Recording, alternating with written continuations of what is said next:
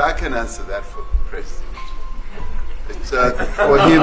No, seriously. I'd rather have him answer. Yeah, I'd rather answer. It will be. My President will respond to you. Yeah, Thank you, Mr. President. It will take President Trump listening to the voices of South Africans, some of whom are his good friends, like those who are here. When we have talks between us on around a quiet table, it will take President Trump to listen to them.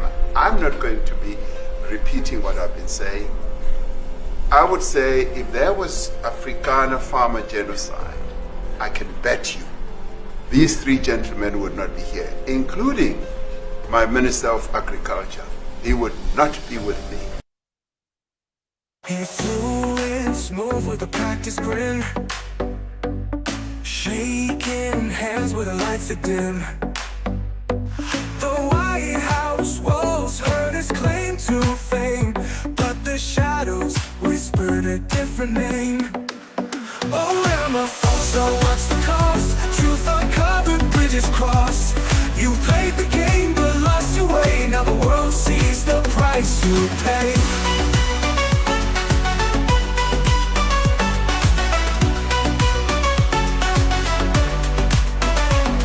Pretending blind to the cries at home, while the streets of SA ache and moan. Right, the man with the golden hue, but the deal fell flat and the lies broke through. Oh, Ramaphosa, what's the cost? Truth uncovered, bridges crossed. You played the game but lost your way. Now the world sees the price you pay.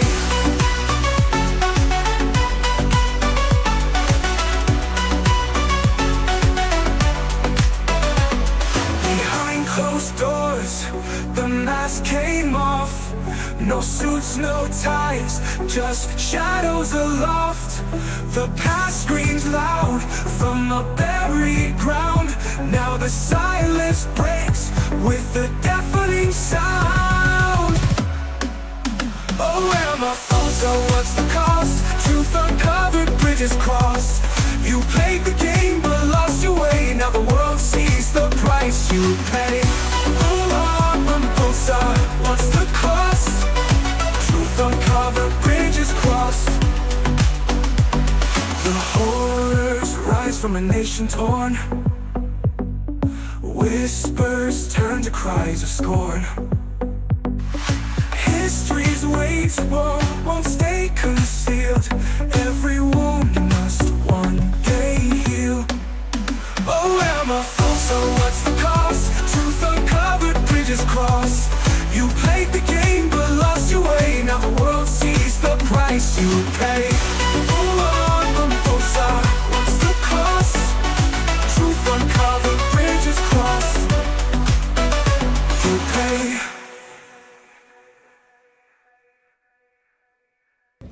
And they're doing precisely what we said we as South Africans should not do.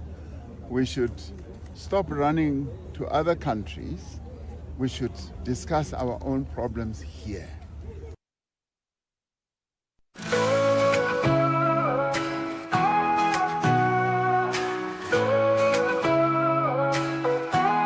A land of gold sunsets and skies so blue. Mountains whisper stories of dreams so true. From oceans roaring wild to valleys deep, a heartbeat of a nation that will not sleep. Save South Africa, rise above the storm. Hands together strong, a new world is born. Beauty in our hearts, let it light the way. Evil cannot reign when we seize the day.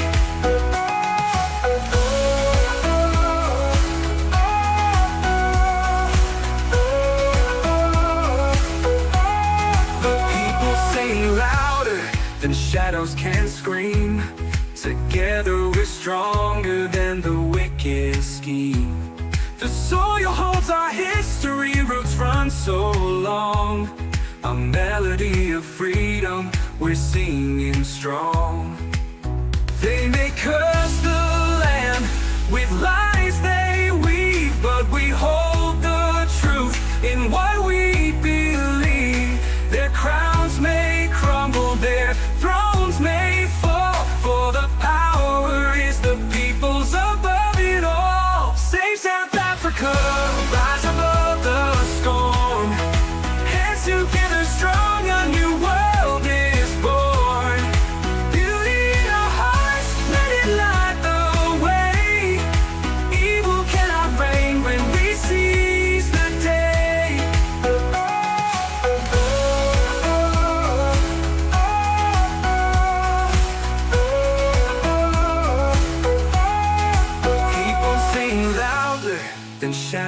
can scream. Together we're stronger than the wicked scheme. The people sing louder than shadows can scream. Together we're stronger than the wicked scheme. The people sing louder than shadows can scream. Together we're stronger than the wicked scheme. The soil holds our history, roots run so long. A melody of freedom, we're singing strong. They may curse the land with lies, they weave and weave, but we hold the truth in what we believe. Their crowns may crumble, their thrones may fall, for the power is the people above it all. We know it all. Marvin Divine. I'm saying bye to all the lies and all the times you cried, saying that I wasn't right, yet I was right by your side. You manipulator, playing games, your friends commentators, and I don't know what you say about our private conversations, but it's got them hating. Thanks to all the rumors you be claiming, it's cool, I'm done with you, so they can throw you a celebration. You gon' hate it when you see me with somebody living better. I'm trying to tell you that me just doing me gon' have you jealous.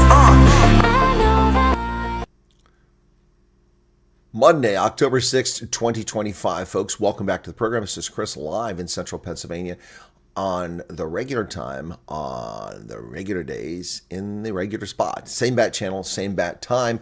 Welcome back to Chris Wyatt Reports.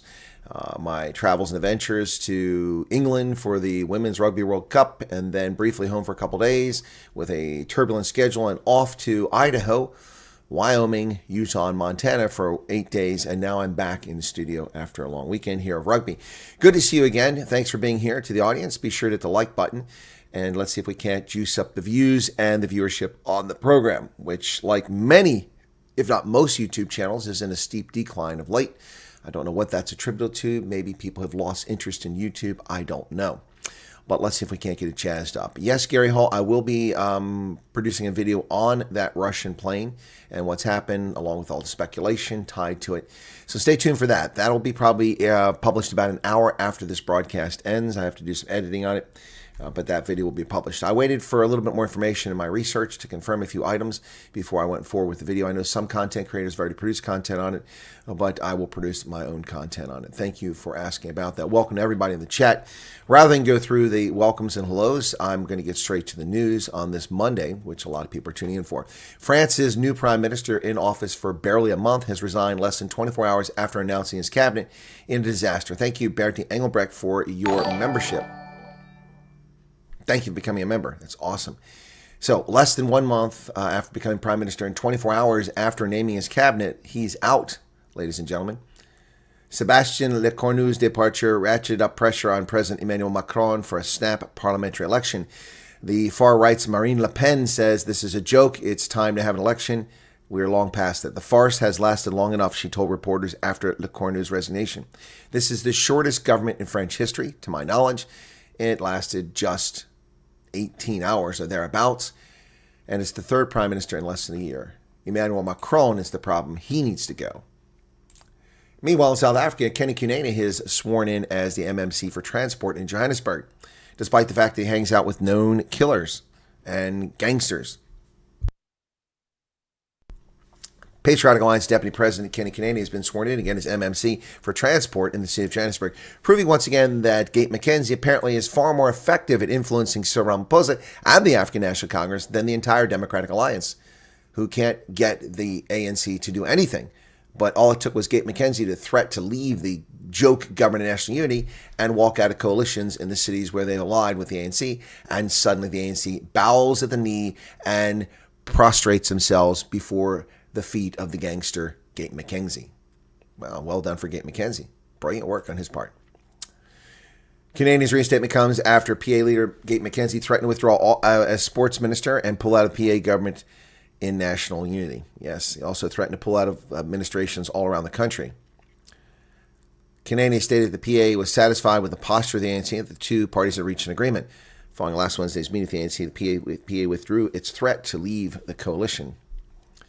So, who's more effective in the government of national unity, John Steenhuisen or Gate McKenzie? I would argue Gate McKenzie. He got the ANC to back down. The blacklisted Russian plane has landed in Uppington over the weekend and is causing a lot of consternation. It came fully loaded and then left with nothing. This IL Aleutian 76 aircraft landed in Uppington. Lots of speculation as to what's going on, and we'll cover that in detail in the forthcoming video, what my analysis will tell you. Cyril Ramaphosa and the King of the Zulu have won a court case saying that the appointment of King Mzuzu is legitimate.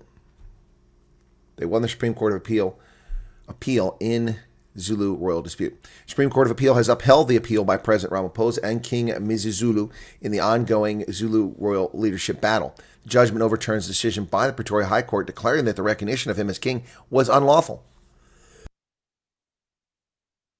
The court had found that the president's decision to recognize Mzizulu as king in circumstances where there were allegations that his identification was not in accordance with Zulu custom and law was flawed. However, that has been overturned, and he is now considered legitimate king of the Zulu. And frankly, who cares? Who cares other than the Zulu? I don't care. No one cares except the Zulu. South Africa's Minister of No Trade, Parks Tau, is trying to save the chrome industry with a tax.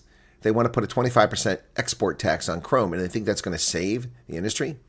The Sunday Times reported the government is mulling a 25% tax on exports of raw chrome to protect the local ferrochrome industry, which is battling surging electricity prices.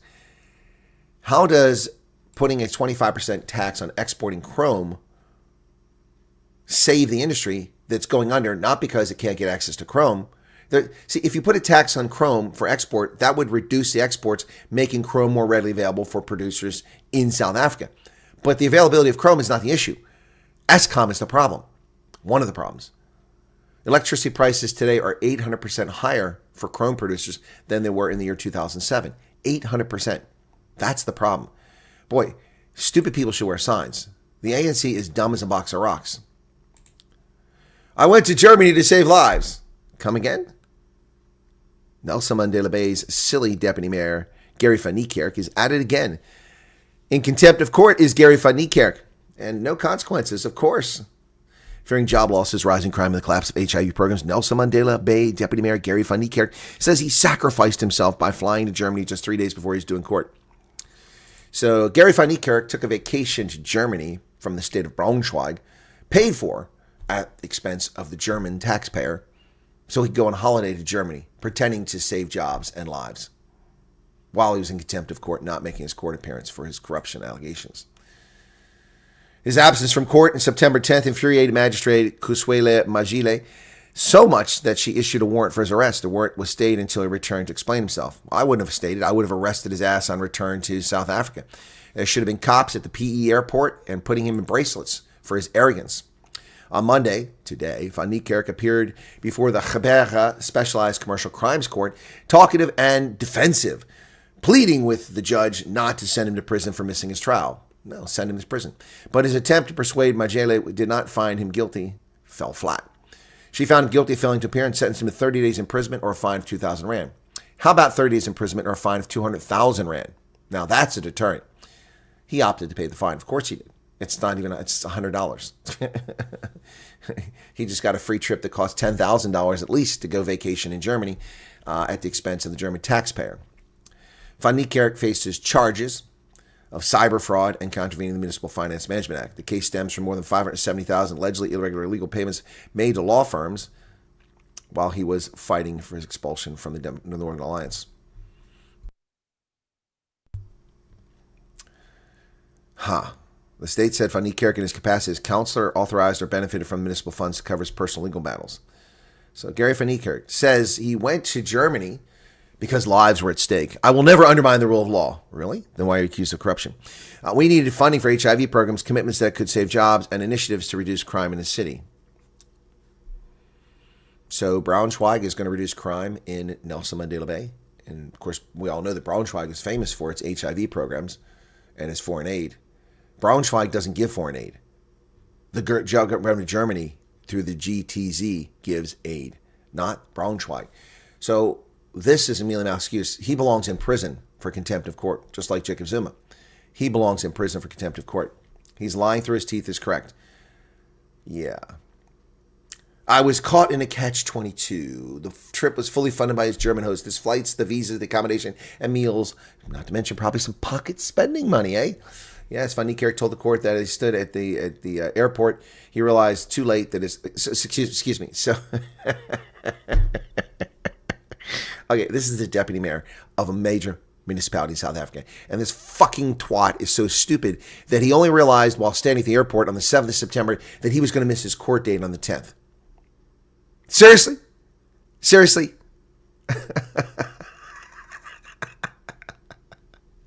He said the date had not been diarized, an error he blamed on his personal assistant. Oh, it's always someone else's fault.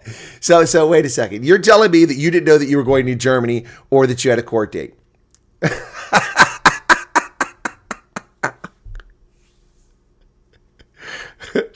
Oh my God! I got to make a song about stupid people. Let's just get that started. Stupid people should be wearing signs. Let's go ahead and go to create. Oh my gosh! STUP people.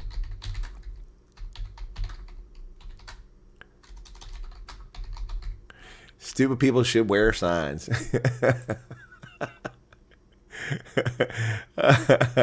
Oh my goodness.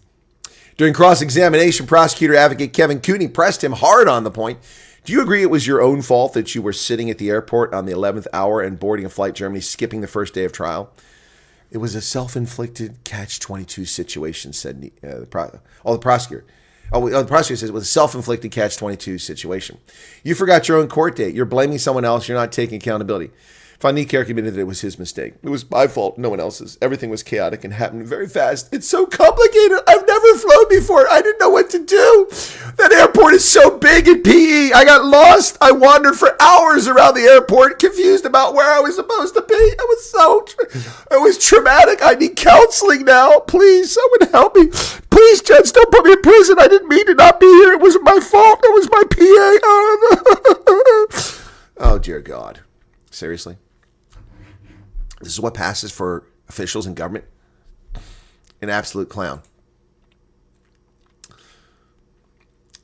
Cooney then referred to a letter that Khoz had handed up in court on September 8th. The letter dated September 5th requests permission for Van Niekerk's absence. The prosecutor pointed out that this contradicted his testimony that only realized the conflict that was the flight of the day. So, it gets better. Gary from Dipshit submitted a request to have the appearance delayed because he had a trip. He intentionally skipped the court date, and she let him walk. Jail for this clown. You claim to have slipped your mind until September 7th, yet there's a letter dated September 5th asking that you can miss court. He responded that the date on the letter was a mistake. It should have been September 7th. What? So the letter was sent on September 5th, but you're saying it should have been sent on September 7th.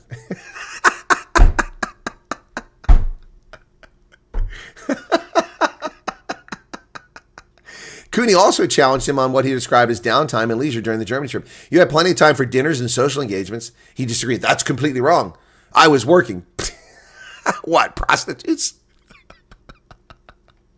Earlier, Van Niekerk had read his affidavit for the absence inquiry into the record. Do I stay behind and disappoint our partners after they've invested so much, or do I go ahead and risk missing court? But the stakes are too high. Lives, jobs, and public safety were on the line. Bullshit, bullshit, bullshit.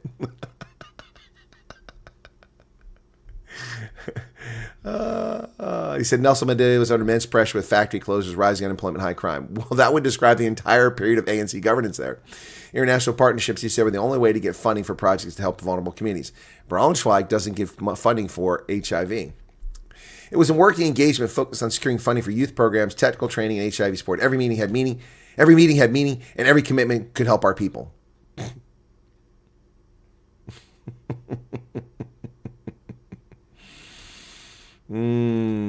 I stand by my reasons. I went to Germany to save lives, jobs. I never intended to disrespect the court. Oh, of course you intended to disrespect the court. You got a free trip to Germany, a vacation, hang out with hoes, and have a good time, and you decided that that was more important than fulfilling your obligations to the court.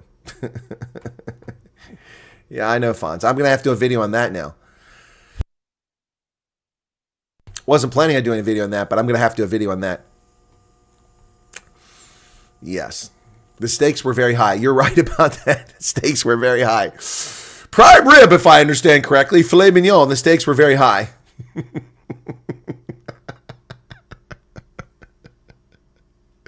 I've got to do a stupid song.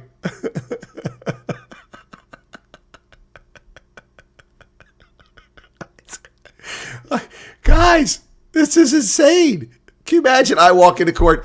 Sorry, Judge. I forgot about my month-long trip to England for the Rugby World Cup that I bought tickets for 4 years ago and booked hotels 2 years ago and rented a car a year ago and told my audience for 3 months I was going. I forgot all about that. I guess I'm sorry I couldn't make the court date.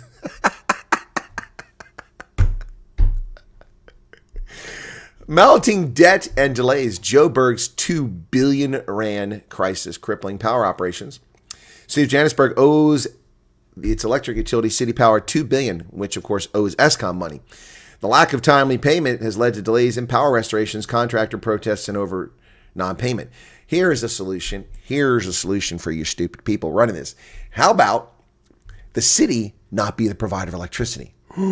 What a concept. How about a private supplier provide electricity, and people who are deadbeats who don't pay their bill, guess what? Dim the lights, Natalie. The power goes out. You don't pay your bill, no electricity. The problem here is the free riders, the freeloaders. Woo, that was bright. The freeloaders sucking up the system and not paying, and the city can't make its payments, and they can't make their payments to Eskom. Eskom is in trouble. Let's see. If you don't pay for electricity, that's called theft. It's called stealing. What a concept. Action SA pulled out their trump card. No Trump, pun intended. They pulled out their trump card to bring a celebrity in to be the mayor of Ekurhuleni. Herman race-hustling Mashaba convinced Zolani Khumalo to run for Ekurhuleni mayor. Television personality and anti-crime activist Zolani Khumalo has expressed confidence in his ability to turn around the city of Ekurhuleni after being announced as Action SA's mayoral candidate in the upcoming local government elections. Khumalo, best known as a former presenter on Moja Loves Sikatatla, revealed that his entry into politics came after a conversation with Mashaba, explained that he initially approached Action SA to seek support for his foundation. As an activist, I run the Zolani Khumalo Foundation. For us to work, we rely on donations from companies and individuals. I went to ask for assistance from Mr. Mashaba, and he said, you shouldn't be asking for help. You should be working on a much broader scale. He said, how about you become mayor, clean the city, do what you do, and help with the people of South Africa realize what they need to realize. Clearly, he saw passion, and he saw that I live what I do. The proposal was, be mayor, and we'll support you so that you can work. So Action SA has a mayoral candidate for Ekurhuleni. They're not going to win, so he won't be mayor. Alexandra businessman dies in a hail of bullets. Community leader and businessman from Alexandra Township in northern Johannesburg, Vincent Ndima, was fatally wounded in a shooting this morning. Gauteng police spokesman Captain Tinsuelo Sibeko said gunmen opened fire on two men at 1 a.m. on the corner of John Brown Street and 12th Avenue in Alexandria. A 49-year-old man was found deceased in his vehicle with gunshot wounds. The passenger sustained serious injuries and is receiving medical treatment. Police have opened up a case of murder and attempted murder. The motive is unknown. Well, the motive is very known. They're called gangsters. Gangsters. Killing people. More shootings in South Africa. 24 million Rand in KZN catering tender corruption trial. What? Wait, I'm sorry. Folks, it's Monday. That must mean there are new corruption trials in South Africa. Yep. A senior counsel representing one of the accused in the 24 million Rand tender corruption case against employees of the KwaZulu-Natal Premier's office withdrew his services on Monday because he wasn't paid. The lawyer wasn't paid. So now we have another delay. Another delay. Interesting. We shall see. Well, the Eastern Cape is broken. Well, thank you, News 24. We didn't know that. Did anybody know that? Let's do a poll. Did anybody know that the Eastern Cape is broken? Anybody? I did. You don't even have to go there to know this. Things are so bad. 7 municipalities at risk of collapse within a month. No. Wow. 7 Eastern Cape municipalities, including Makana and Sunday's River Valley, could collapse within a month without government assistance. Only 6 of the Eastern Cape's 39 municipalities received clean audits in the previous financial year. The Nelson Mandela Bay Metro alone has incurred unauthorized, irregular, fruitless, and wasteful expenditure to the tune of 22 billion rand. In terms of financial distress, municipalities are under financial distress. That sounds like double talk. This is their cash to cost average ratio. It means if the municipality were not to receive any money, how long would they be able to survive? And of all the municipalities that are there, they will not be able to survive even a month, except for Kukama, which can survive for about 3 months. Wow. So they burned through their budget. Where'd the money go? Will they kill Daddy? Mandla Mandela's children are worried about their daddy.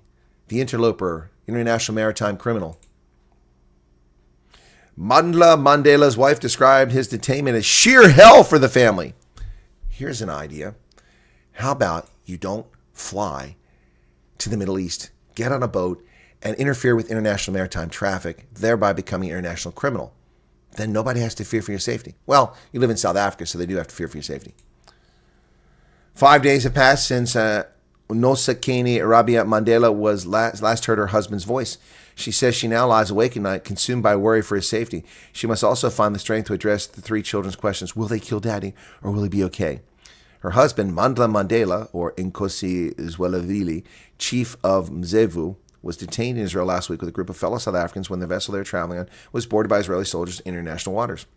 Under the circumstances, Nosedi told News 24 on Sunday that their children, Mandela, 8, and twins Nohandla and Rodila, 6, have been trying their best to remain strong and composed.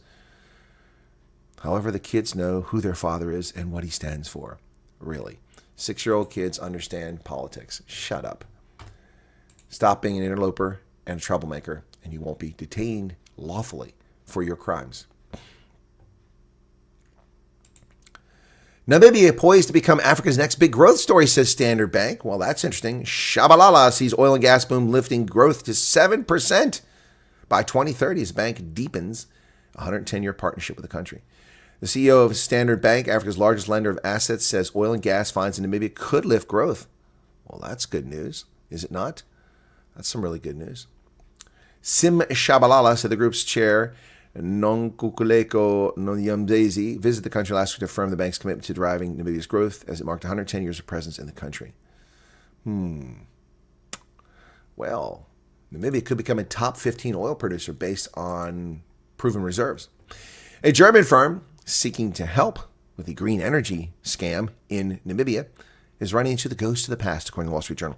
Namibia's indigenous Nama population says they've been sidelined in the $10 billion project being built on ancestral lands.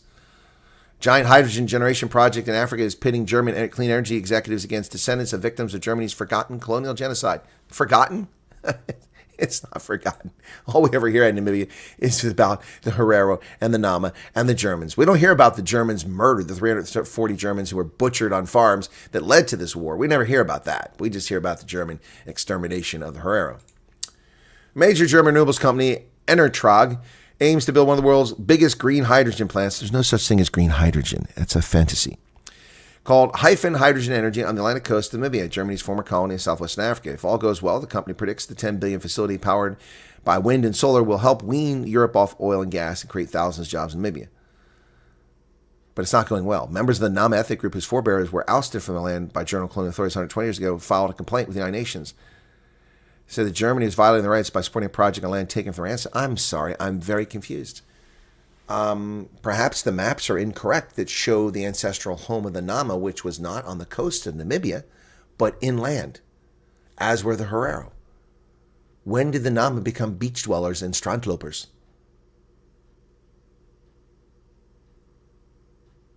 Is this a legitimate claim by the Nama people? I think it's a fair question.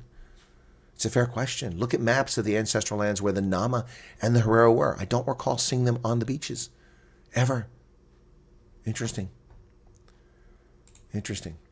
They pose no security risk, says the government of Eswatini. The United States about to send more criminal alien invaders to Swaziland. The neighboring kingdom of Eswatini is set to receive another batch of convicted criminals from the United States. No. These are criminal alien invaders who are convicted criminals. That is the correct title for the scumbags. In a recent development, acting spokesman for the government of the Kingdom of Eswatini said 11 convicted criminals will be arriving in one of the world's last remaining absolute monarchies. And here's the letter. The government wishes to inform the nation that the Kingdom of Eswatini will receive 11 third country nationals from the United States during the month of October 2025. This follows an agreement made between the two countries to cooperate in the matter. The individuals will be kept in secure area separate from the public while arrangements are made for the return to their countries of origin. There you go. And this is all because of the intransigence of runaway illegal countries that refuse to take their criminal nationals whom they've exported to the United States to undermine our country, to rape our women, to murder our citizens, to steal from our country, and to assault our children. And we're kicking them out. Goodbye.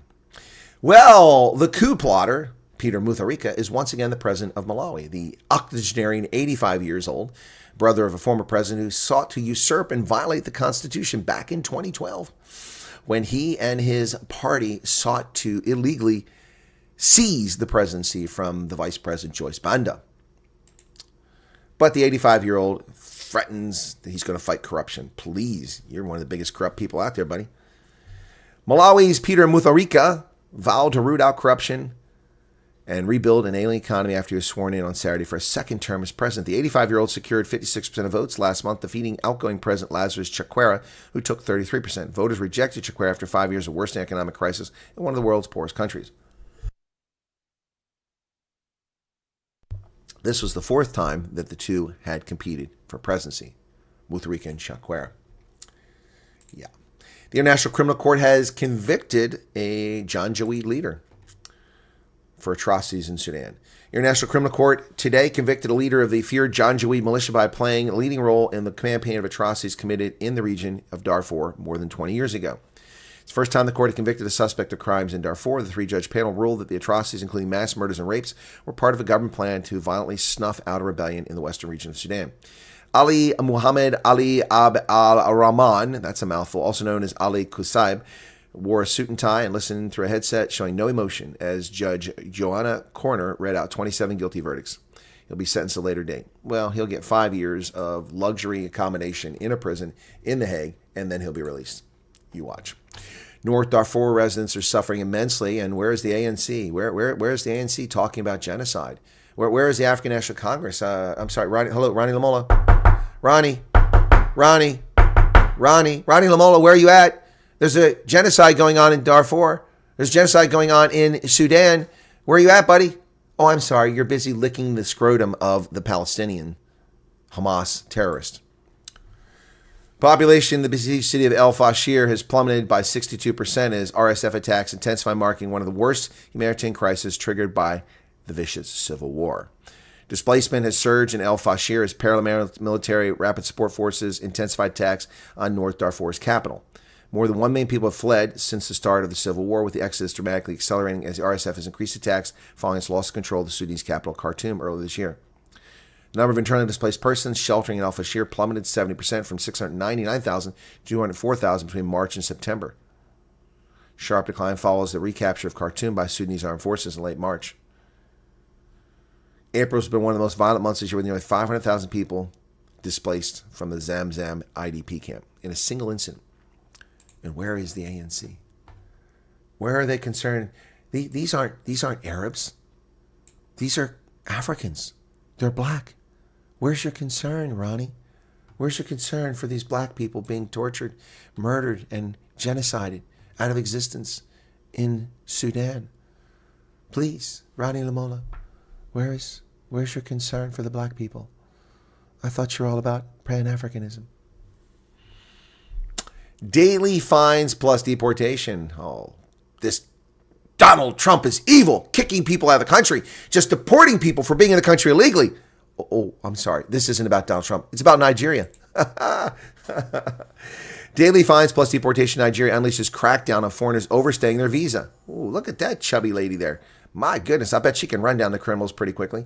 Nigeria has launched a nationwide crackdown on foreigners who have overstayed their visas just hours after a 5-month amnesty period expired. The operation, led by Nigerian Immigration Services, signals the government's zero-tolerance approach towards visa violations, with deportations, fines, and multi-year entry bans now in effect. Wow. So Nigeria is kicking out illegal aliens. That's racist.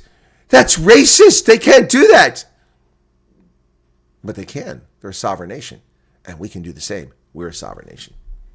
But where is the international community complaining about Nigeria's racism and how evil their president is? Nowhere to be found. Because they're simply exercising their sovereign rights, which is what Donald Trump is doing. U.S. Ambassador to China says we will not kowtow to Beijing. U.S. Ambassador to China signals U.S. will not capitulate to Beijing on Taiwan policy. David Perdue reiterated in an October 1st media appearance that U.S. policy on Taiwan hasn't changed following reports that Chinese Communist Party leader Xi Jinping urged President Trump to reject Taiwan independence. We said very clearly we're not changing the One China policy. We are going to adhere to the Taiwan Relations Act. The communication, the 6 assurances were done under President Reagan, but this has served the world very well. We won't want any coercion. We want this resolved peacefully. Well, we are responsible for this, recognizing the communists in 1979 under James Earl Carter, an idiot who lived to be a centurion. Worst president in American history until Joseph Robinette Biden.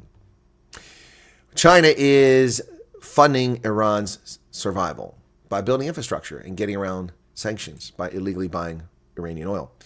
China secretly pays for Iranian oil and avoids U.S. sanctions. Hidden arrangements secured by prominent Chinese insurer connects Tehran with its biggest customer.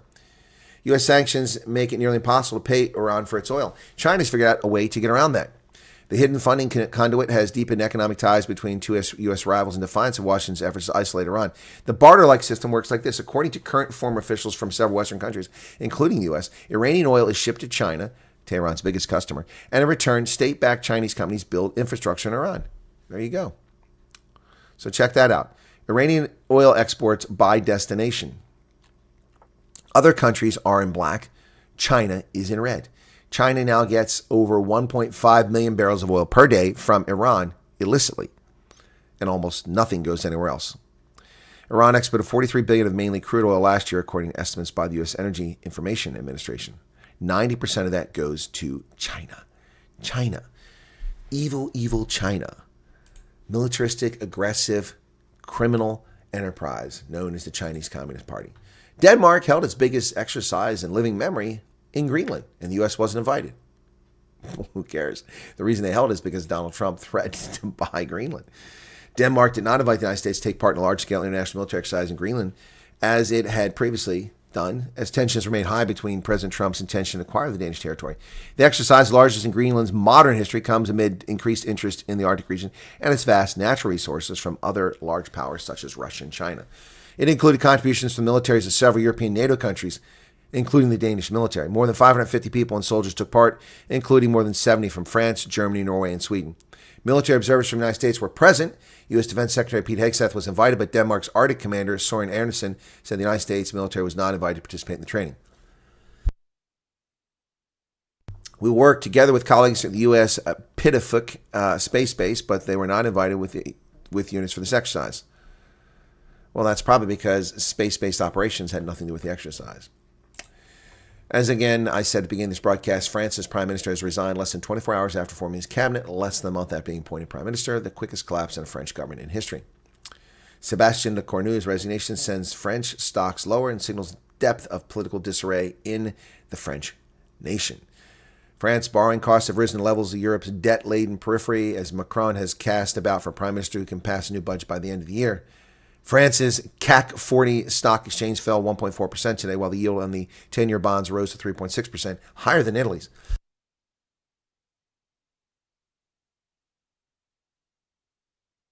There can be no return to stability without a return to the polls and dissolution of the National Assembly, said Jordan Bardella, president of the National Rally, on Monday, from the far right. Well, the Senate will vote on a bill to end the shutdown. Several discussions and votes over the course of the week failed to produce a government funding deal that both sides could support. U.S. Senate will take another vote on legislation to fund the government today as a shutdown standoff. The shutdown began on the 1st of October and the Senate will vote again on Monday at 5:30 this afternoon. Republicans led by Senate Majority Leader John Thune of South Dakota, President Trump, are pursuing the passage of a clean funding extension. Both bills would extend funding for several weeks, but the Demon Rats want to add $1.4 trillion in spending for money we don't have to destroy our economy. House Demon Rats leader Hakeem Jeffries challenges Speaker Johnson to a debate on the shutdown in healthcare. A debate on the House floor will provide the American people with the transparency they deserve, Mr. Jeffries said. It will also give you the opportunity to explain your my way or highway approach to shutting the government down. Well, it'll also expose you as a fraud seeking to bury us in debt. So I welcome the debate, even though it's a complete waste of time. OpenAI and AMD, the microchip manufacturer, have announced a massive computing deal marking a new phase in the AI boom. The 5-year agreement will challenge NVIDIA's market dominance as OpenAI plans deployment of AMD's new M1 chips. Under the terms of the deal, OpenAI committed to purchase 6 gigawatts worth of AMD's chips, starting with the MI450 chip next year. The chat GPT maker will buy the chips either directly or through its cloud computing partners. AMD chief Lisa Su said in an interview on Sunday that the deal will result in tens of billions of dollars in new revenue for the chip company over the next decade. AMD's stock was up. NVIDIA's was down on news of this. Shares of AMD opened up 33% higher this morning. Wow. The deal is AMD's biggest win in its quest to disrupt NVIDIA's dominance among artificial intelligence semiconductor companies. This is huge. But we keep hearing about China as a leader. But NVIDIA produces 90% of the AI chips on the planet. Supreme Court has refused to hear Ghislaine Maxwell's request. She's appealing, and the Supreme Court said today that it would not hear her sex trafficking conviction appeal, declined to consider arguments from imprisoned associate of deceased financier Jeffrey Epstein that she improperly was prosecuted. She was convicted in 2021 and has said that under a plea agreement with her ex-boyfriend Epstein reached years earlier, federal officials pledged not to prosecute any of his potential co-conspirators, which should have prohibited her case from proceeding. We are, of course, deeply disappointed the Supreme Court declined to hear her case, said attorney for Maxwell. But this fight isn't over. Serious legal and factual issues remain. We'll continue to pursue every avenue available to ensure justice is done. So her argument is not that she was innocent and did not commit crimes, but that in a plea agreement with her pedo boyfriend exempted her from prosecution. Very little empathy for her. Fifth Third will acquire Comerica in a $10.9 billion bank deal. The all-stock deal is the latest effort by mid-sized lenders to bulk up in the wake of the 2023 regional banking crisis. Fifth Third said it would acquire Comerica for $10.9 billion. The all-stock deal will create one of the nation's top 20 banks with $288 billion in total assets. Dallas-based Comerica has more than 350 branches in Texas, California, Michigan, Arizona, and Florida. While Fifth Third's desire to expand into the fastest-growing region of the country, it's based in Cincinnati, operates 1,100 branches in the Midwest and the South. Neither stock has really surprised anybody of late. J.B. Pritzker says federal agents are trying to make Chicago a war zone. I'm sorry, J.B. Have you not been keeping up with the news? Chicago is a war zone. And 18 or 20 people are murdered on the streets of Chicago on the weekend. And 64 people are murdered on the 4th of July weekend. That's a war zone. That's more than combat fatalities. Pritzker sensationalizing the news. Governor J.B. Never Got Enough Donuts Pritzker of Illinois blasted recent federal immigration enforcement efforts in Chicago, dismissing assertions by Homeland Security Secretary Chris Wyatt that the city was a war zone and blaming federal agents for escalating the sense of conflict. Secretary doesn't know what she's talking about. Really? How come the rest of us know what's going on? How do you not know what's going on with J.B. Pritzker? Well, the city of Chicago and Illinois have decided to sue the Trump administration.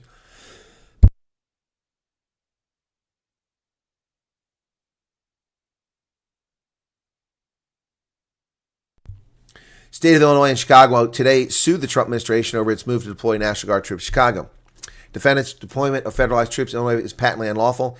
Plaintiffs asked this court to halt the illegal, dangerous, and unconstitutional federalization of members of the National Guard, including the Illinois and Texas National Guard. Actually, that's factually incorrect. The Constitution and federal law gives the president the authority to federalize Reserve and National Guard troops for domestic instability. So there's no merit to this case. But watch some woke judge try to stop Trump like they're doing important. American soybean farmers, as I've talked about endlessly, are in trouble. Mississippi farmers say Trump's promised financial aid may come too late for many farmers holding soybeans that they can't sell. China, in a childish move, is not buying soybeans, letting its population starve. Traditionally, the United States' largest soybean customer, China, has taken its business to South America in response to U.S. tariffs. Soybean farmers in Mississippi and other Midwestern states have found themselves. Mississippi is not a Midwestern state. What kind of article is this? It's a Southern state. Have found themselves being used by Beijing as a bargaining chip. Yep. According to the Mississippi Department of Agriculture, the production value of soybeans was $1.28 billion last year. Not this year. Soybeans, and there you see them being harvested in Mississippi.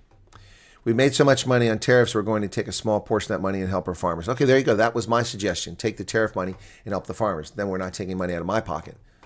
Paramount has bought the Free Press. The 4-year-old company co-founded by Barry Weiss will now become part of CBS News, and she becomes chief editor at CBS. Paramount said on Monday that it was buying the Free Press, a digital news site founded as an alternative to traditional news, and appointing its co-founder Barry Weiss as the editor-in-chief of CBS News. The purchase price is about $150 million in cash and Paramount stock. The deal ushers in a new area for CBS, a storied home of Edward R. Murrow and Walter Cronkite, which has new corporate leadership at Paramount. Ms. Weiss, 41, has never run a TV network, and in her role will have influence over hundreds of producers, anchors, reporters from around the world. She will report to David Ellison, Paramount's chief executive. The deal is a major victory for Ms. Weiss and the Free Press, a site that started just 4 years ago. She positioned the publication as a bulwark of honest journalism in what she described as an increasingly timid and untrustworthy media landscape. It now has more than 50 employees and offices on both coasts and has attracted some well-known journalists. Well, I haven't gotten a phone call. A burger chain has decided to raise the American flag. Burger chain installs tallest and biggest American flags at restaurants nationwide. Fast food chain Steak and Shake has started installing large American flags in its outlets across the country, according to posts on X yesterday. The flag installations have begun at Steak and Shake. Every Steak and Shake is getting the tallest and biggest American flag that local governments will allow. Steak and Shake proudly supports American values and traditions. The post went viral, gathering 6.4 million views and nearly 200,000 likes as of 7 a.m. this morning. I'm ordering from there tomorrow, said Elon Musk in a reply. Steak and Shake is based in Indiana, employs more than 10,000 people, according to LinkedIn. As of August, there were 397 Steak and Shake restaurants across 24 states and territories in the United States, according to an August 20th report. Well, I love Steak and Shake. There unfortunately are none locally for me to go to, but whenever I travel, I stop at them. The superintendent, whose bio seemed too good to be true, because the woke Tawnies in Des Moines endangered the safety of 30,000 children over their white liberal guilt. New York Times reports that Ian Roberts rose to the ranks of American education with talent, charm, and a riveting backstory, all of which was bullshit. He was hiding a shocking secret. He was hiding a bunch of shocking secrets. School district leaders in Des Moines, Iowa, drew up a detailed wish list of what they set out to hire a new superintendent in 2023.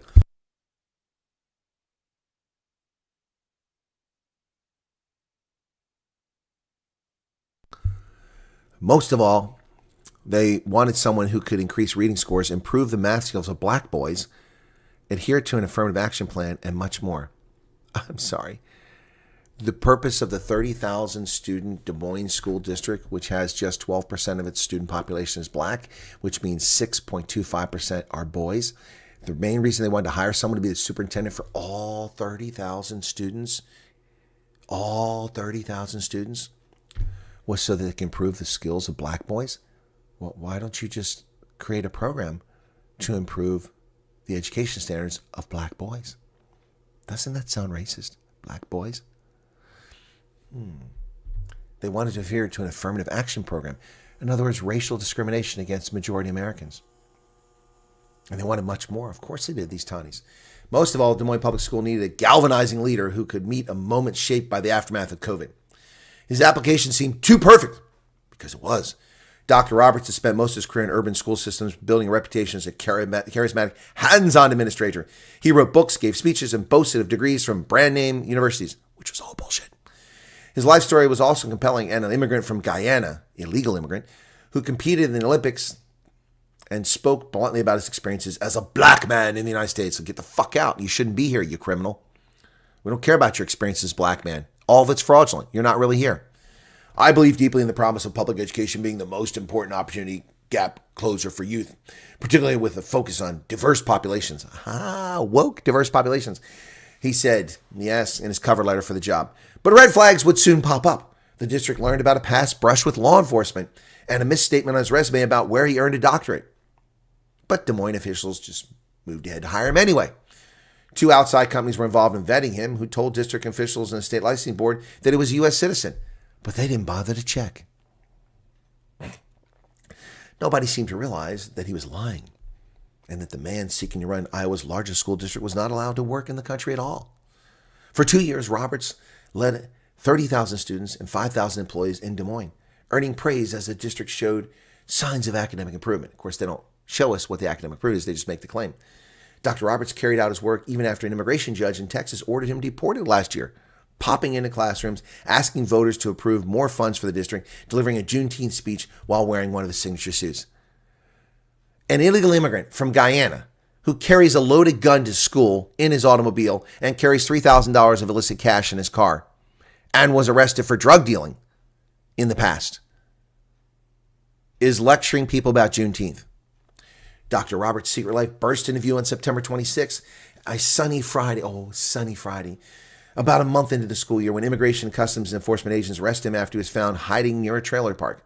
They said he fled from officers in a school-owned Jeep where a loaded handgun was later found. So he's using government property to illegally carry a firearm, a felony. He's not allowed to be in the country. He was ordered deported. He carries a loaded firearm to school districts in a government vehicle. But the tinies think he's wonderful. Do you know why? Do you know why? I'll tell you why. Look at this. Look at this.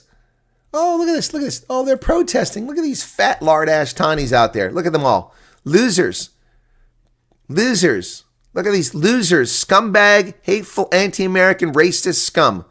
Community members condemn his arrest. Really? Because they're dipshits. And this is why. This is why. There you go. That's why they're defending him. That's why they care about him. Because he's got a really good tan.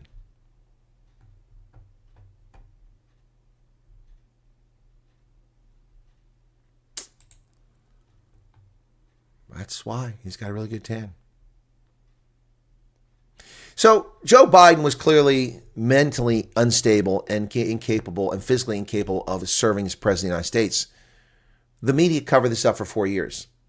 His decisions led to a disastrous withdrawal from Afghanistan, which led to the death of multiple service members' lives and the deaths of thousands of people executed and murdered by the Taliban, people falling off of planes as we shamefully fled that country, a la 1975 fleeing from Saigon, even worse visuals than Saigon of 75. Joe Biden, his idiotic foreign policy led to the war in Ukraine, to instability in the Middle East, to rising tensions with China, to a scupper deal with Korea, which once again began launching intercontinental ballistic missiles over the Sea of Japan, threatening Japan's safety. All of this on Joe Biden's watch. Never once did the New York Times run a story questioning what kind of president Joe Biden was. But here we have the New York Slimes running around finding 50 legal experts about the Trump presidency. Before the election, we surveyed the legal establishment about what a second Trump term could mean for the rule of law. A year later, we're very, very worried. That's because you're scumbags. You're absolute scumbags. Last year, in the months before the 2024 presidential election, the magazine surveyed 50 members of what might be called Washington's legal establishment about their expectation of the Justice Department and the rule of law if Trump were elected. The group was evenly split between Democrats and Republicans. They'd worked at high levels for every president since Reagan. Majority of respondents told us they were alarmed about a potential second Trump term given the strain he put in the legal system the first time around. He didn't put any strain in the legal system first time around. See, that's completely backwards. The fake Russia collusion narrative, that was the strain.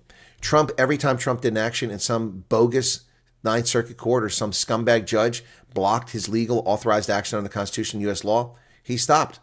There was no strain in the system. The strain were the demon rats attacking President Trump. That's where the strain came from. So this story is a little bit frustrating to talk about here, folks. So no doubt the Washington Post is onto something, but I'm going to tell you the reason they're doing this story is because they hate veterans, they hate America, and they're scumbags.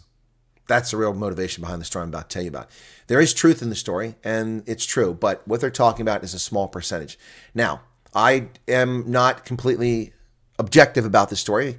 I'm not unbiased. I'll be honest. I'm a disabled veteran and I receive limited tax-free benefits to make me whole again. But let me make that clear. The purpose of a pension, a disability pension from the Veterans Administration is not because you can't find employment, which is what they imply and state in the story. It's to make you whole again. You see, we lose limbs. We have traumatic brain injury. We have physical ailments. We have problems, PTSD. We have all kinds of things that happen as a consequence of our service in uniform. The government, through the Veterans Administration, pays us a pension not so we can survive, because it's a joke. I mean, most people don't even get $1,000 a month. It's not so that you survive off that. And see, they're dishonest. The highest paying pension from the VA is something like $3,900, but that's 100% disability.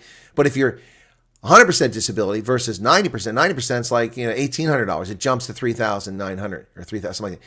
That's not enough to live off of in most of America. Most of us receive less than $1,000 a month. It is not because we can't work.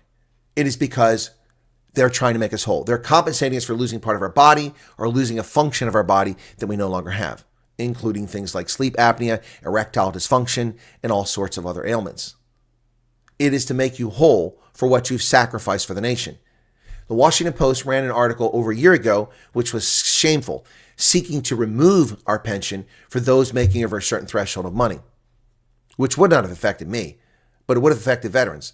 A veteran missing legs who becomes a television host and makes $250,000 a year should not be denied their veteran's pension. The pension isn't so they survive, it's to make them whole again.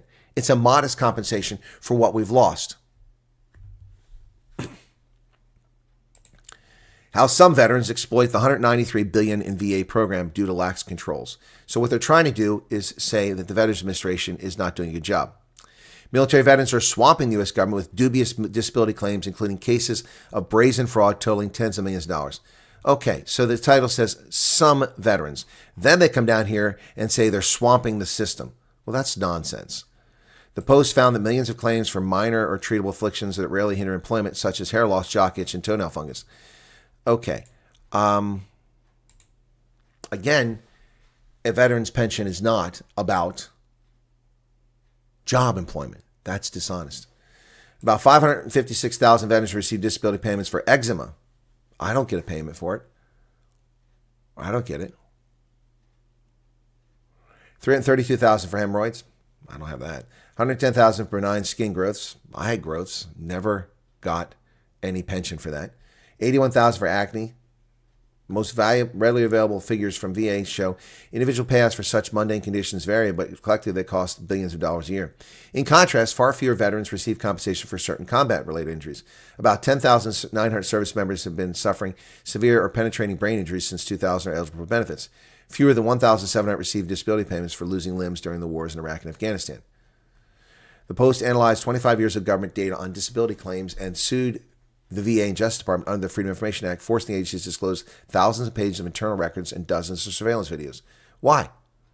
Why? Because you hate veterans, you anti-American scumbags? The Post interviewed scores of current and former U.S. officials and visited military bases around the country to speak with veterans. What veterans are on military bases? Military bases are where active duty people are. Veterans don't live on bases. Unless they're going to a military clinic, they would not be there. And the VA is not on military bases. So why would you visit military bases to talk to veterans? That's a lie. And there's a footnote here. Let's see what the footnote says. The Post filed its Freedom of Information lawsuit against the Department of Veterans Affairs in September last year and later the executive office. Yeah, see, it took a year to get the information. The investigation exposed an increasingly costly disability program prone to rampant exaggeration and fraud, which make it harder for veterans with legitimate claims to get their benefits processed. Charlene Muller, thank you for becoming a member. Appreciate it. That's a dubious claim. They have no evidence to prove that dubious claims are actually slowing down the process. The volume of claims is what slows it down, and that's from legitimate claims. Veterans advocates, for-profit companies, and the VA itself encourage veterans to file as many claims as possible to milk the system. To milk the system. That is very dishonest, and that is an opinion. That is not a fact. These organizations encourage people to file as many claims as possible to be adequately compensated. That's why they do it. The documents and data obtained by the Post spotlight other signs of waste and abuse, as well as internal awareness and tolerance of such problems. Critically, the VA has failed to update antiquated rules to provide outsized benefits for some easily manageable ailments. Outsized benefits, really. This comes from scumbags making six figures working for the Washington Post. For instance, VA typically pays veterans diagnosed with sleep apnea, a common breathing disorder, more than a combat vet with a leg amputated below the knee. That's true, and that's unfortunate. But losing your leg isn't something that will lead to death, but you can die from sleep apnea. That's true. The easy to manipulate regulations have turned the disability program into a target rich for con artists who are typically prosecuted only in the most egregious and flagrant cases. Easy to manipulate. Do you know how hard it is to get a VA pension? There's easy to manipulate. Last year, a grand jury indicted an Army veteran charged with conspiring to defraud the government of $1.1 million by pretending to be paralyzed. Okay, this is an egregious case.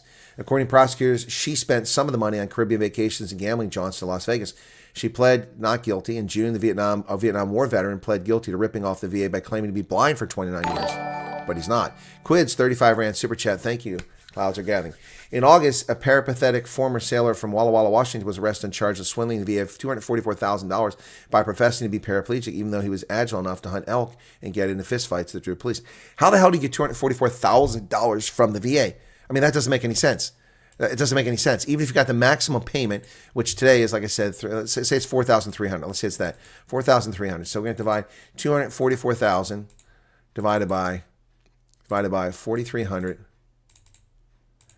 That's 56 years to get those benefits. How the hell do you get that? I mean, that doesn't make any sense. Unless he got treatment. And that's what they're saying the medical care was. There's no one who gets $244,000. It would take 56 years to accrue that kind of money at the highest level that's paid now. And that wasn't even the level. As time goes back, that's lower. A post-review of 70 fraud prosecutions since 2017 shows VA regularly falls victim to half-baked schemes. Well, the fact that they've done 70 fraud prosecutions tells me they're following these things.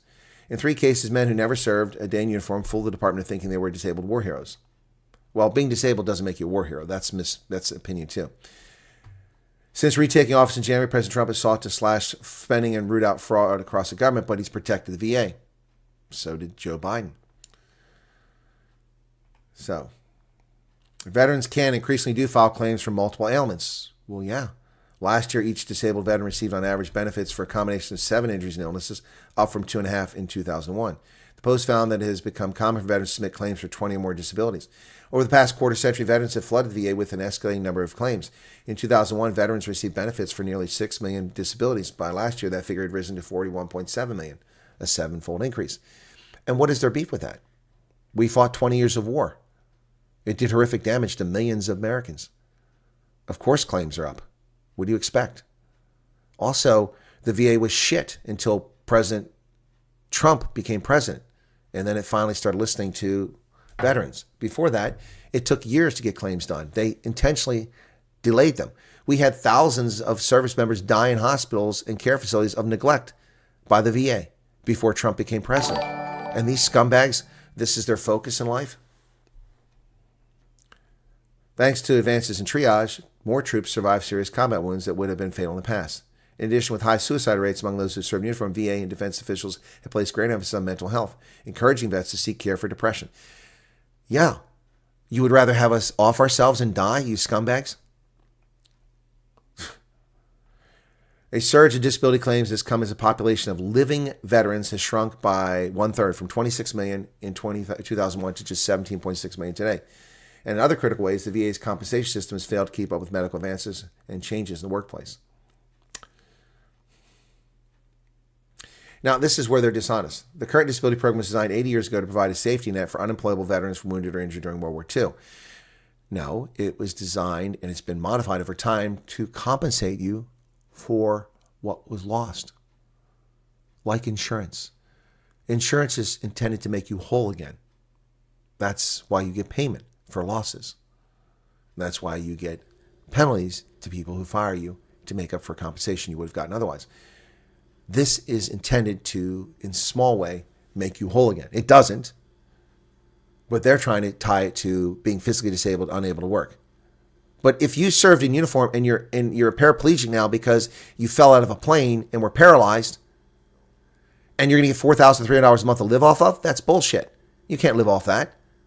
So that just undermines their argument completely. If they gave you $10,000 a month for being a paraplegic from military service, that'd be a different story. According to the most recent available figures from the Bureau of Labor, the unemployment rate for disabled veterans was 4.1%, about the same as the population at large.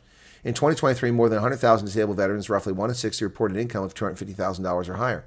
So you think it's okay for a man who had a roadside bomb blow his testicles off and cannot have children ever, but he's successful and makes $250,000 a year to not receive a disability payment? You think that's okay? You people are sick. Other public disability programs help only people who certify that they're incapacitated or severely impaired. That's because they're not the same. People get Social Security disability payments who never served, who didn't get shot, who didn't get blown up, who don't deal with carnage. Idiots.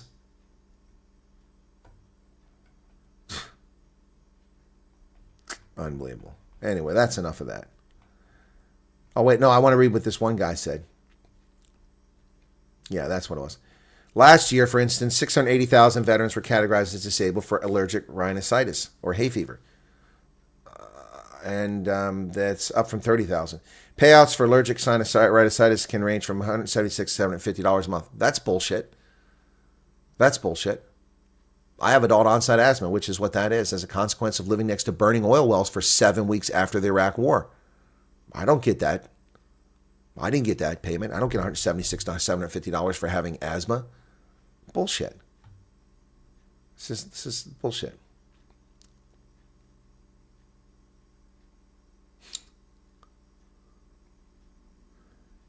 Alex Morrow, an Army vet from Colorado Springs who hosts a popular fitness podcast, acknowledged that it is extremely common for veterans to stretch the truth when applying for a disability. He blamed the system for creating incentives to exaggerate. Well, it may be common, but I can tell you in my case that wasn't the issue. I went to the VA session to review my medical records with like 4 complaints that I thought needed to be addressed. They're the ones going through my records who identified multiple instances of things I should be getting compensated for. Not me. Not me. And I'm also not being adequately compensated for my inability to walk. Many veterans see these checks as validation of their service and sacrifice they made. They're sitting at a table, and at that table is a stash of cash. I'm not going to tell them not to claim it. It shouldn't be a crime to claim something. Well, that's a disgusting statement. I didn't see any pile of cash. I just did what I was told to do. I was following orders. You're required to do the process. You don't get a choice.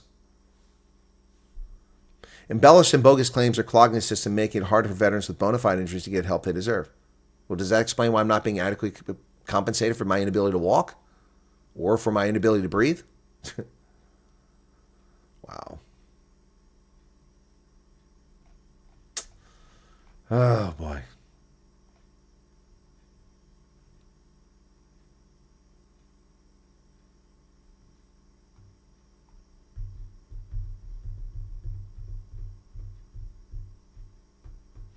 Paul Mitchell, a Navy veteran from Greenville, South Carolina, worked for the agency as a claims processor for 13 years until he retired in 2019. Said he was really gung-ho about his job at first because he wanted to help others who had served their country, but he became disillusioned by those trying to build the system. He said some vets, improbably claimed up to 75 disabilities. At some point, it seemed like really it was just a game. The veterans would say the government's handing out money, get in line. I don't know who these veterans are. I don't know these people.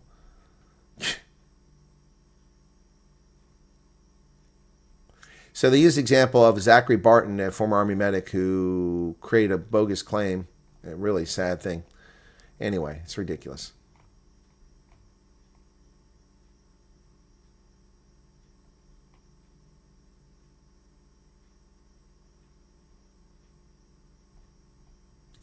Anyway, that's enough of that. Enough of that. Anyway, thanks for being here, folks. 508 people still here. Be sure to hit the like button. A much better attendance today. I was really touched by Chris Ayler's interview. That's good to hear, Pearl. Government doesn't care in any country. Veterans should really be taken care of more adequately. I still talk to veterans today, but only a veteran will understand. Exactly, Steve. Susan Burchin, I see you were literally 1 kilometer from me in your video intro. I won't comment on the current topic. I watch you all the time. I look forward to meeting you when you're back in South Africa. Okay, Susan, that doesn't really help me out without you disclosing my Save South Africa video. Is that the one you're talking about? Yeah. I think all whites are looked at with decent. You're no longer welcome, okay? I'm 61, was a specialized unit that trained me mentally and physically to take the pain. My late husband came back from the Grensoorlog, a totally different man, enjoying the railway police and SAPs. His end was suicide. Oh my gosh, Ingrid, I'm sorry to hear that. I didn't know that was the case. Amazing the so-called young MK vets were not around for war against communism, but have more rights and benefits to people who deserve them. Correct. You're right, Vernon. Thank you, Susan, for becoming a member. Appreciate that. Wow, we got members coming in today. Thank you for that. And it's not somebody buying the membership. It's just people listening. Why do veterans always get the short end of everything, giving their lives for the country? Because we're expendable. We're just fodder, grist for the mill. They don't cover most simple treatments and charge 5 times the price of medications worth. Biggest, richest medical. Quits, thank you for 35 Rand. Thanks for the news, Colonel. Have a lovely afternoon, says Angelique. Old SANDF veterans were not seen as vets anymore. We're seen as terrorists now. Not going to change. You're right, Vernon. Charlene Muller, again, thank you for your membership. Veterans put their life on the line for the safety of the nation. They should show more appreciation. Agreed. South Africa is the same. Veterans are not looked at after all. Yeah. Well, I have rosacea, not eczema. I have rosacea as a consequence of my military service, and I don't get anything for that. Yeah, exactly, Tom Pultenay. No money will bring back what we got through our vets. That's why that story is particularly disgusting. Their goal here is to deprive veterans of benefits that make them whole. That's what the Washington Post's goal is here. That's the only purpose of the story. And I know because they ran a bullshit story a year and a half ago, which I covered and exposed. They're shameful people at the Washington Post. And Jeff Bezos is a scumbag.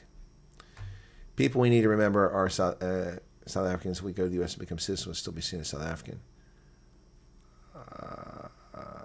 Taylor Swift says in one of her songs, haters gonna hate. Yeah, well, no wonder Trump is cleaning the U.S. with these chance wasters. Many South Africans will come over work and contribute. Fonz is here. Charles, they're saying that there was no white teacher could teach math to black children. No, they're just scumbags. And what was that? I just missed that. Was Corey, thank you for your membership. I'm sorry I missed that. Reporting for duty. It's okay. You're absent. Don't worry about it. The guy in immigrant had a gun and drug charge and was previously deported. Yeah, and he came back and then was ordered deported again. And these Tanis are defending him. They're just scumbag leftists. So, folks, when I was at the Craters of the Moon in a largely conservative state of Idaho, and October 1st came, I went there to try to do the stream with Ronaldo for Wednesdays with the Colonel last week on Wednesday. I got there and the visitor center was closed, which didn't surprise me, but they turned off the Wi-Fi, which is free to the public, and it's a good Wi-Fi. I was getting like 80 megabytes up or download and 60 upload. It was amazing.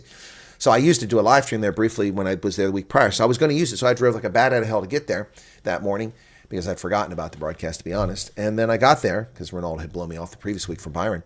So I got there and the Wi-Fi was turned off. An older couple were there. And they were not happy that the visitor center was closed. I said, well, it's closed because the government shut down. And you should have heard them mumbling, evil bad man Orange, yeah, that bastard, that's why we can't go in the visitor center. And I turned to them and said, no, the president is not responsible for this. He submitted a budget. Congress has not voted on it. The Democrats are the ones holding up a continuing resolution, not President Trump. They were aghast. Basically, I want to tell them to go F themselves. Typical Tanis, idiots that know nothing about government.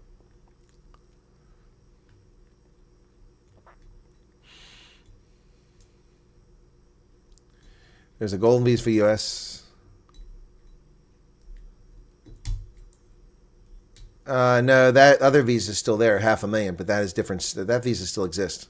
This is a new visa. You got that wrong, Star Chaser. Who is really behind the bank merger? Yeah.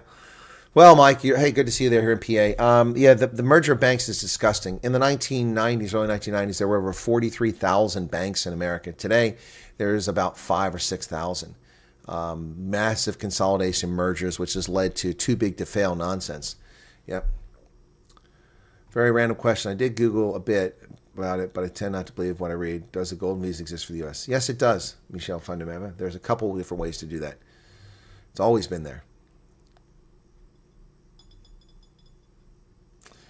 Benj says, hey, Colonel, I see the Blue Bulls logo. My son is on a plane from... Where's the Blue Bulls logo? What are you talking about? Oh, you mean in the video? with the whole Bulls team en route to Heathrow. Sadly, my lad decided to wear a Chelsea shirt. That's messed up. That's messed up. They're headed to Heathrow. Okay. Thanks for sharing, Benj. That's funny. Obama is on my list of worst. I didn't give you a full list. I mentioned the 2 worst. Oh my goodness. All right. You guys should ban Danish pastries. Maybe we should. Maybe we should ban Danish pastries. I don't know. I hadn't thought about that one. Mentioned before, my dad was in the South African police and assigned to Zulu Scouts in Rhodesia. Afterwards, he drank himself to death. Yeah, no, the Zulu Scouts, Ron Reed Daly. And unfortunately, some scumbag students stole that book from me. I bought that when it came out in reprint in South Africa. Now you can't get it for less than $500. My generosity knows no bounds, and never got my book back. So disappointed. I had another copy of it. I might be able to find that other copy sometime. Steve Newbold says, it doesn't matter if you were Tampax, Tiffy, or a Recce, we all did our bit. That's true. That's true. Primary way the EB-5B increase was through the 2022 reauthorization of the EB-5 program, which raised it. Yeah, so 2022. Who was president in 2022? Wasn't Donald Trump. Wasn't Donald Trump. Wasn't Donald Trump. Yep.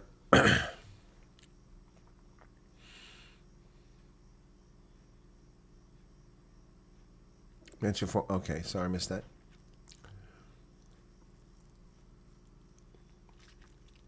Father fought in Italy in the Second World War, was a member of the border commandos for years as medical doctor. He fled when he was 43. He died. Okay. Oh, shame, Diana.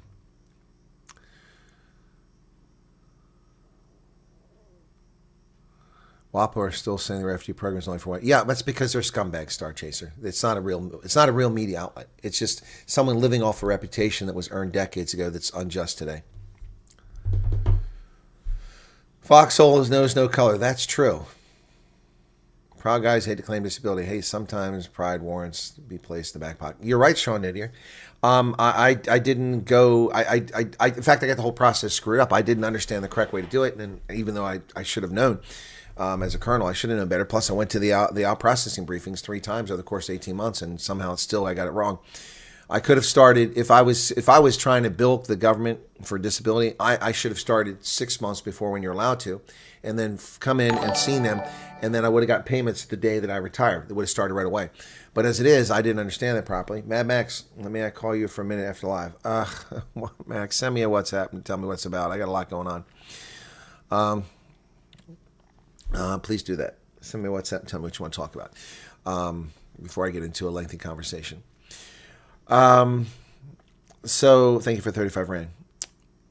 I didn't do my physical until after I retired.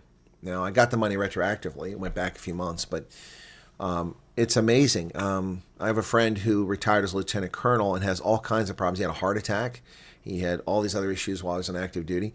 And he never went to the VA he retired in, must have been 2000, let's say 2008 or 2007. Yeah, it was 2007, 2006. Yeah, it was 2008 he retired.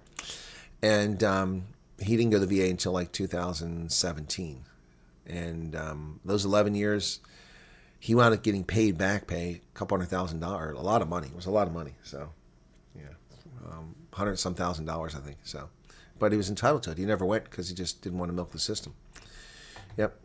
Copy is Loose Scout signed by. Oh man, that's awesome, Steve. Yeah, I really wanted to interview him, but he passed away before I had a chance to do that. Yep. Mad Max has good news. Maybe that's what he wants to talk about. Willy Liebenberg, think of the Russian plane. Did they not perhaps drop money for ANC and nuclear equipment from Iran to build nukes that was destroyed in the Iran bombing? That's a real stretch there. Why would South Africa build nuclear weapons in South Africa when nuclear scientists can go to Iran and build nuclear weapons for Iran in Iran? That doesn't make any sense. Okay. Andre says, thank you for always sticking to the truth.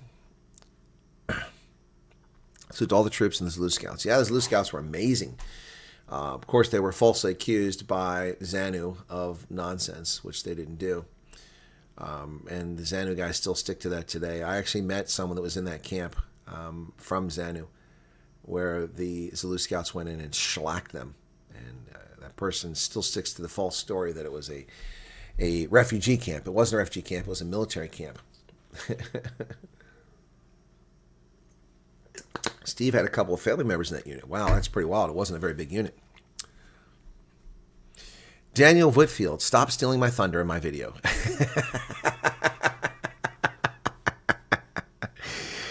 You know, by the way, folks, the Israeli debt has suddenly cropped up again. Funny how that happened. And the ANC has a Russian Ilyushin 76 from Tehran land in Uppington in an out-of-the-way place. Whatever the case is, it's stupid. It was a company blacklisted by the United States and many countries around the world for its participation in the conflict in Ukraine. And South Africa allowing it to land there is just stupid. Oh, not good news. Oh, Mad Max, that's not good. Dad, Israel didn't like being long times away. As a grown-up, my mom spoke of all the hardship that came with it. I think the plane was full of vodka. I think the plane was full of strippers, to be honest. Hookers and blow. Hookers and blow. That's what they sent.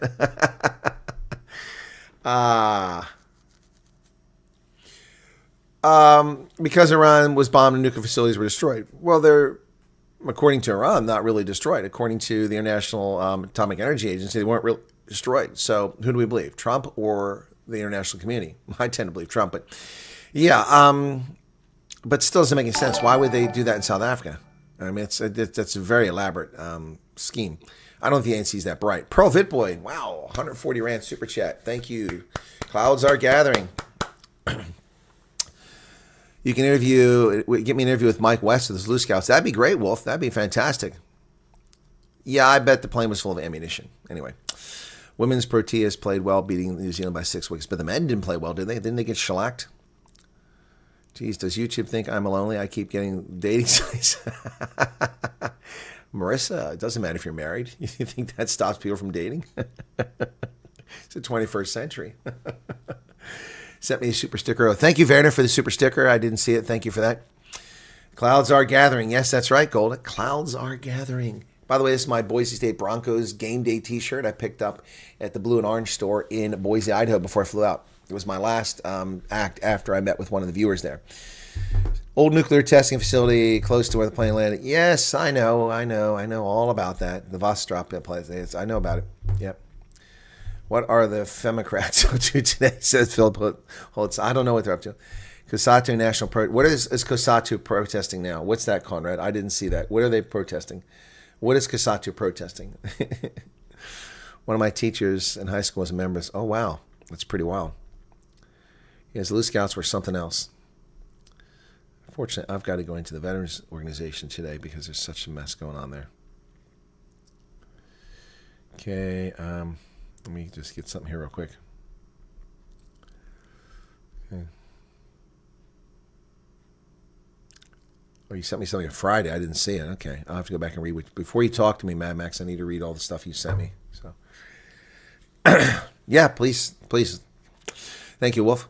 What is this? Something is opening up on me behind my screen. Windows 10 support ends soon. Okay. Oh, I've got till the 14th. Hardware limitations. Yeah, okay. Remind me later. Okay. Yeah, I know that, but I've got it. By the way, who was it? There was somebody that knows what they're doing here. They said on my motherboard, I need to change a setting. What is the setting I need to change in my BIOS for my motherboard so that I can load Windows 11? Somebody said there was something to change in there. Can somebody tell me what that was? Finding Man of Rhodesia lives in the UK. I don't know that. Nothing new. ANC doing what they want. Filled with Moby and pre-marked ballot papers for next year's election. Could be. TPM. Is that the answer? Utopi, are you the one telling me TPM? What is TPM? Peter Cronier, my wife and myself have been struggling with our multiple sclerosis lately. Oh, you both have MS? I'm ashamed. I'm sorry to hear that. Tanzine. Huh? What are you guys talking about? Enable TPM. Thank you. TPM in the BIOS. What is TPM? Trusted Platform Module. Thank you. And what does that do?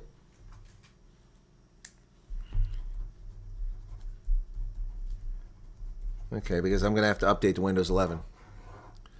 The plane came to collect Ramaphosa's furniture for safekeeping. That's funny. Thank you, guys. So TPM, what does that do? Trusted Platform Module. Is it some kind of security thing? It allows for secure data on the system? Why would my gaming PC that was custom built on the verge of Windows 11 coming out not be enabled for that? Why would they do that? Anybody have any idea why iBuyPower would have done that? Worked with his Loose Scout over 6 feet, and his CO also worked with us. Big man lost. Cool. It was amazing to watch CO handle him. Fox has a $9 special on their website for Windows 11. No, it's free. It's free. Busy migrating Linux. One of these days, you're only going to be able to run Windows on a subscription base. Yeah, no kidding. They're trying to go that way. Against retrenchments. Oh, thank you for that, Conrad. Okay. That's why, because gaming PCs don't require it. Okay. Okay. All right, so Fox who? What Fox? Fox News? Who's Fox?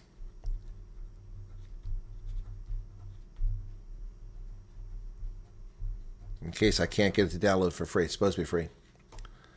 Among Fox News. Wow, that's interesting. Fox News. Thank you. All right, well, I need to update this before the week, so that's going to be fun. I'll do it this week. So, sorry, I'm still very much in love. Marissa, okay, I'm sorry, I missed something. Yeah, because they're trying to get you to get dates. Gotcha. TPM is enabled in the BIOS for Windows 11 because it provides hardware security essential for core features like BitLocker and Windows Hello. Ah, okay. You can bypass the TPM. Well, I don't mind using it. I'm just curious what it's for. Get the Pro. Why? What's the difference between the Pro and the Home Edition that I want to have the Pro, Philip?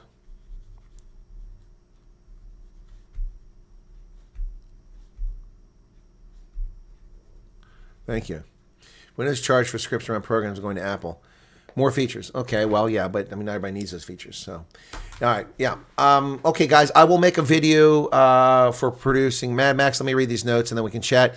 I'll make a video, and then I've got to run a veterans organization, but I'll make a video about that plane in Uppington, okay? I already put my notes together for that, and I got some editing to do. After giving you your best years, I will pursue the care that's owed. Just saying. No, I'm with you, Sean Nadir. You're right. Hardware security chip that can be disabled by default. It must be turned on in the BIOS settings to meet. Okay, that's what I thought, Max. That's what I thought. That answers the question. Okay. Remote desktop and disk encryption. Okay. It will be good. Okay. All right, guys. Thanks a lot. Appreciate it. Be safe. Have a good night. And please watch my video. Push those views up. I see some other podcasts that got a lot of views on this story. I was going to do it, but I need more information. It was filled with Lobola. Yeah, the money on pallets. Thanks for being here, folks. Have a lovely evening. And please watch my video when it comes out. All right, that's going to do it. I'm having a hard time finding the closing. There it is. Cheers. Bye-bye.